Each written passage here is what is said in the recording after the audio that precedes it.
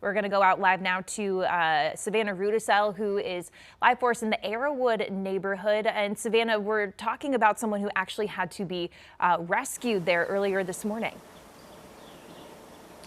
Yeah, so some of the neighbors who I just spoke with, they were seeing some of the rescuers as they were coming in. They were trying to help the neighbors. They say they didn't see too many people actually being taken out of the Arrowwood mobile home neighborhood out on boats necessarily, but they said that what mostly people needed help with was finding different things. They say all this water came in, it had a lot of force behind it.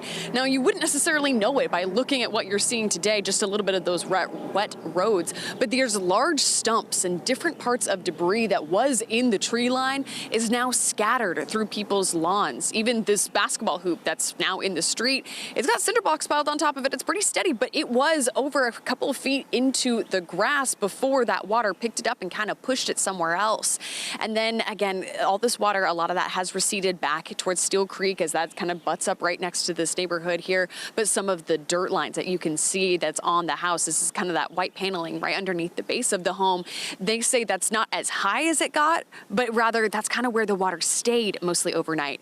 Take a look at this video that some of the neighbors shared with us just a few minutes ago, where they say that they come out, it's terribly dark at night. They weren't sure. They said they didn't have a ton of warning, that especially that the water was going to be this high. They described this situation as pretty terrifying for them. And once again, they said just worried about their neighbors as they're just trying to help each other find patio furniture, try to find trash cans. They say that they've lived here for about 10 years now, and maybe only once or twice, they say, have they ever felt like the water became this much of a danger to their property or their lives. But it was this high. Savannah. And you know me, I'm not exactly 6 feet tall, so for me to try to walk through this, that's scary. And I don't know what's in this water, and you know, I don't have the proper gear on to navigate this water, so it was scary last night. It was bad.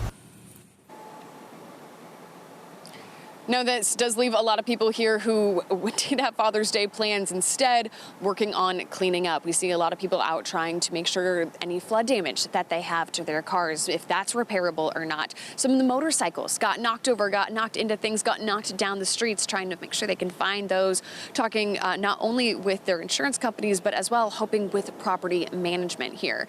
They say so far haven't yet been able to get a hold of some people. We have seen some of the maintenance crews associated with the property kind of driving around, trying to make sure, get a feel exactly of what all has happened. But again, there's a lot of people who say now their weekend plans completely changed. They're frustrated, still confused, and again, still trying to shake some of that feeling of just that shock, and then now the frustration that comes after the flooding.